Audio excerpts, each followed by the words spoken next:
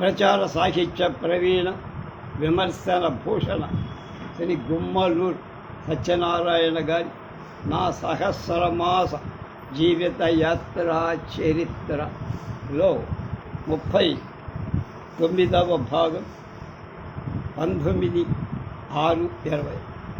పిల్లల నుండి ఆర్థిక సహాయం. పిల్లలంతా పెరిగారు, ఉద్యోగాలు చేస్తున్నారు, డబ్బు సంపాదిస్తున్నారు, తండ్రికి పంపుతున్నారు అన్నారు.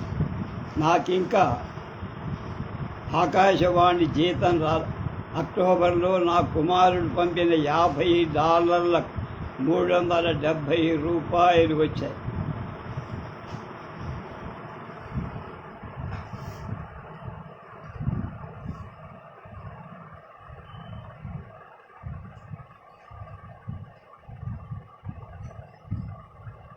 అంటే డాలర్కి $7. ఇప్పుడు 100 దాటితే కానీ డాలర్ రాదు. అమెరికా నుండి ప్రతి నెల పెద్ద కుమారుడు 25 లేక $50 పంపు. జూన్ వరకు $1 విలువ $4.48. ఇవాళ డాలర్ విలువ 100కి దగ్గరలో. కంటే రూపాయి విలువ పడిపోయి అప్పుడే వాళ్ళ టైం అప్పుడే 36 పైసలని ఒక పావు గంట నాటిక రాసి విజయవాడలో ఉద్యోగానికి రాగానే ప్రసారం నా 3వ కొడుకు రాజు కూడా కొంత పంపేవాడు. తన ఉద్యోగి కాకపోయినా శిక్షణ కాలం తనకు వచ్చినటువంటి స్కాలర్షిప్లో కొంత. ప్రతి నెల నా భార్య మాసికాలు విజయవాడలో పెట్టాల్సి వచ్చి దానికై ఒక పురోహితుడిని ఏర్పాటు. అతని పేరు అక్కిపెద్ది రాధాకృష్ణమూర్తి. చాలా యోగ్యుడు. భక్తులను వంటలకు అన్నిటికీ అతడే ఏర్పాటు చేసి తనే చేసి ముందుగా నాకు ఆ తిథి చెబుతూ ఉండేవాడు. అతని తమ్ముడు అక్కడ అన్నం అక్కిపెద్ది శ్రీరామమూర్తి కూడా మంచి పేరున్నారు. హరికథ చెప్పేవారు. కొందరు బంధువులు మా అన్నగారు మరణించారు. మే నెలలో నా భార్య చనిపోయిన 3 నెలలకు మా ముఖ్య బంధువులిద్దరు వెళ్ళిపోయారు. అధిక శ్రావణ బహుళతరియ బుధవారం 3/8/1966 రాత్రి 12:30 విశాఖలో మా అన్నగారి వియ్యపురాలు చెరుకూరి సూర్యప్రకాశం గారి భార్య స్వగృహంలోనే మరణించి నిజ శ్రావణ బహుళ అమావాస్య బుధవారం మధ్యాహ్నం 2:30 14/9/66 విశాఖ కేజీ హాస్పిటల్ రాజేంద్ర ప్రసాద్ వారు ఉద్రోగం వల్ల మా అన్న కూడా పోయారు. ఆ వేళకు దగ్గర ఎవ్వరు లేదు. కానీ అతడు పోయిన కొద్ది క్షణాలు 2వ కుమార్తె పద్మవతి 5-6 రోజులు హాస్పిటల్లో మా అన్న చికిత్స పొందుతూ ఢిల్లీలో కొడుకు వద్దకు వెళ్దామని మా అన్న వదిన ఇద్దరు కాకినాడ నుండి 8/9/66 బయలుదేరి వస్తున్న మధ్యలో అతని గుండెలో నొప్పిరాగా విశాఖలోని అతడి తోడడ్రుడు కాంభట్ల నారాయణమూర్తి ఎంత దిగిపోయి హాస్పిటల్లో చేరాడు. హాస్పిటల్లో అంతవరకు దగ్గరే ఉండి అప్పుడే భోజనానికి ఇంటికి వెళ్ళి రండి అని మా అన్న తర్వాత మా భోజన ఇంటికి వచ్చింది. తిరిగి మధ్యాహ్నం 3 అయ్యేసి అన్న మరణించారు. ఢిల్లీలో మా అన్న కుమారుడు కోడలు మరణ వార్త వెళ్ళగానే విమానంలో కొడుకు వచ్చి 15వ తేదీ దహన సంస్కారానికి 2 రోజులు ఢిల్లీ నుండి రైల్లో కోడలు నేను పిల్లలు విజయవాడ నుంచి వెళ్ళి 21/9/66 తేదీ అస్థికలు పట్టుకొని మా వదిన వారి కుమారుడు కోడలు రైల్లో కాశీకి అక్కడనే దశాహం రైలు చేశారు. ఢిల్లీ వెళ్ళి అంతకు ముందు నాకు కడుపు కింద ఒక గట్టి ఉండట్టు అనిపించి నా భార్య మాదిరి నేను కూడా క్యాన్సర్తో బాధపడాల్సి వస్తుందేమో అని భయం. నా కుమార్తె కూడా గుండె నొప్పి. విశాఖ కేజీ హాస్పిటల్లో మాకు స్నేహితుడు డాక్టర్ జి కోటేశ్వరరావు ఉండవు. అతని చేత మేమిద్దరం పరీక్ష చేయించి నాకు రక్తపోటు 140/8 4 ఏ లోపాలు లేదు. ఆ కుమార్తెకు రక్తంలో ఇస్నోఫీలియా ఎక్కువగా ఉన్న గుండెలో నొప్పి వచ్చిందని మందించి హైదరాబాదులో మా ఇంటికి పక్క వాటాలు డాక్టర్ కోటేశ్వరరావు కుటుంబం ఉండే. విశాఖలో ఈ డాక్టర్ సహాయాన్ని కృతజ్ఞతగా ఒక ఇనుప మడత పుచ్చుకొని మన్నాడు వాడింటికి వెళ్ళి అతని భార్య సరోజయ్ మమ్మల్ని గౌరవించి అక్కడి నుండి చీపురు పెళ్ళి ఒకసారి అక్కడున్న మేనర్ మండపాక కామేశ్వరరావుని పిల్లల్ని చూసి తిన్నగా విజయవాడ 28వ తేదీకి వచ్చా. డాక్టర్ పిల్లలకు చెప్పిన మందులు రాష్ట్ర రాజకీయాలు నాకు సరదా లేనేది అయినా ఆసక్తికర సంగతి నడుస్తున్నందుకు అప్పుడు కాంగ్రెస్ కమిటీలో ఖాళీగా ఉన్న ఒక సీటుకై 2 వర్గాల మధ్య ఘర్షణ. ఒక వర్గానికి కాసు బ్రహ్మానందరెడ్డి, రెండవ వర్గానికి నీలం సంజీవరెడ్డి నాయక్. చివరకు ప్రత్యర్థి సంజీవరెడ్డి వర్గీయుడైన సిహెచ్వి మూర్తిరాజును ఓడించారు. పోటీలో పాల్గొన్నవాడు విజయవాడ తుక్కు పట్టుకున్నవాళ్ళే కనుక కొంత ఉత్సుకత. ఆకాశవాణి ప్రయోగ దుర్గాచల ఆస్ట్రేలియా ప్రయాణం. ఏప్రిల్ నెలలో రాజేంద్ర నగర్ శిక్షణ శిబిరంలో మాతో కూడా శిక్షణ పొందిన దుర్గాచలం. అప్పటికే అతడు ఆకాశవాణి విజయవాడ కేంద్రంలో కార్యక్రమ ప్రయోక్తగా 4-5 నెలల పాటు ఉన్నత శిక్షణకై ఆస్ట్రేలియా ప్రభుత్వం పంపారు. దాన్ని ముగించుకొని 39-66 విజయవాడలోనే తిరిగి అక్కడ గ్రామస్తుల కార్యక్రమాలు ఉన్నత శిక్షణ పొంది వచ్చారు కనుక విజయవాడలో సాంద్ర వ్యవసాయ ప్రసార కార్యక్రమ నిర్వహణలో నాకు సహాయకుడిగా ఉండమన్నారు. ఉద్యోగరీత్యానే కాక వ్యక్తిగతంగా కూడా నాకు మంచి స్నేహితుడు. నాకు జీతం రాని అప్పటికి 6 నెలల నుండి జీతం లేదు. అప్పుడే కొత్త ఉద్యోగం, కొత్త ఊరు, అన్ని వైపుల నుండి ఖర్చు. ఆకాశవాణి ఆఫీసర్ జీతాలిచ్చే పద్ధతి స్థానికంగా ఉన్న స్టేట్ బ్యాంక్ ఆఫ్ ఇండియాలో మన పేరున ఒక అకౌంట్ వాడే తెరుస్తారు. దానికి ఇర్లా అంటే ఇంగ్లీష్లో ఇండివిజువల్ రన్నింగ్ లెడ్జర్ అకౌంట్ అంటారు. మన పరంగా తెరిచిన ఖాతాకు ఒక నెంబర్ ఇస్తే మన వద్ద బ్యాంక్ తాలూకు పాస్బుక్ ఉంటుంది. ప్రతి నెల 20వ తారీఖు నాడు మనకి ఇవ్వాల్సిన జీతపత్యాల వివరాలు ఆ బ్యాంక్ ఇవ్వదు. నెల మొదటి తేదీకి బ్యాంక్కి వెళ్ళి మనం జీతం తెచ్చుకోవాలి. ఈ పద్ధతిలో నాకు 4265 నంబర్ ఏళ్ళ ఖాతాను తెరిచినట్టు ఢిల్లీలోని అకౌంటెంట్ జనరల్ ఆఫీసు నుండి అక్టోబర్ 1 జాబు. అంతవరకు నాకు జీతం రాలేదని తెలుసుకున్న మా ఆఫీసు మిత్రుడు నా దగ్గరికి వచ్చి, నీకు ఇలా నంబరు మొన్ననే వచ్చిందటగా, డబ్బుకి ఇబ్బంది పడుకుంటారు అంటూ ఒక 100 రూపాయల నోట్ జేబులో వచ్చి, మీ డబ్బు చేతికి వస్తే ఇవ్వరు.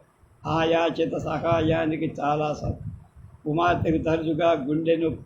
ప్రతిరోజు ఉదయమే వచ్చి సాయంత్రానికి ఆ భార్య నెలమాసికం 6, 10, 60. అప్పుడే మద్రాసు ఆకాశవాణి ఉద్యోగుల సమావేశం 10, 11, 12లో జరుగుతుంది.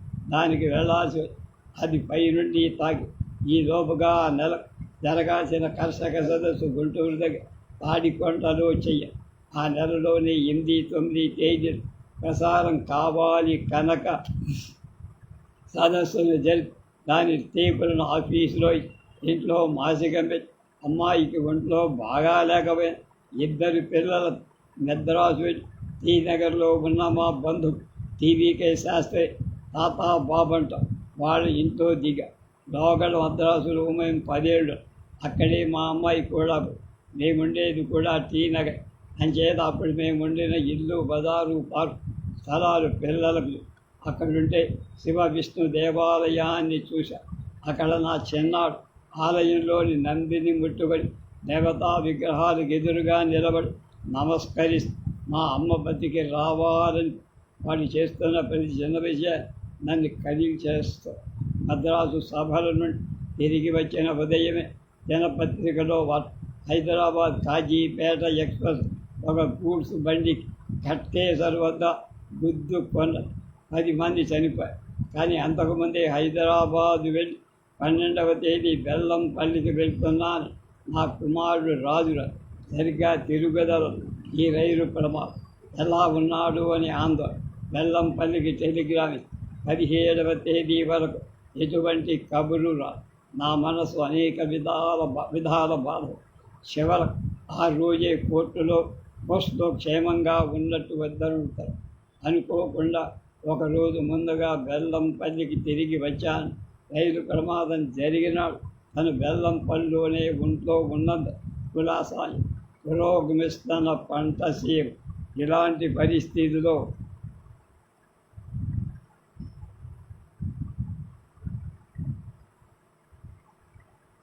నా ఉద్యోగ విధుల నిర్వహణ నా శ్రమ ఏమీ ఎక్కువైంది కూడా. అలాగే రూపురేఖలు దిద్దటంలో వాటి ప్రయోజక రైతాంగంలో చిరస్థాయిగా ఉండే కొత్త పోకడలు ప్రయోగించడం నేను నిమగ్గుడే. వ్యవసాయ విషయ రచన ప్రసారాలు అనుభవంపై వచ్చిన కొన్ని నిశ్చితాభిప్రాయాలు నా ఎదుట ఉంచుకొని ప్రతి వ్యూహం ఒక రచనకు కానీ ప్రవచనానికి ముఖ్యంగా 4 అంగాలు. మనం చేయబోయేది ఎందుకు, ఎవరికి, ఏమని, ఎలా అనే ప్రశ్నకు తగిన సమాధానాలతో ఉండాలి. ఆకాశవాణి ప్రసారాలు సంబంధించినవారు వీలైనంత అధిక సంఖ్యలో రైతాంగం మన ప్రసారాలు ప్రభావితులైన యుక్తమైన కార్యాచరణతో ప్రయోజనం పొందాలి.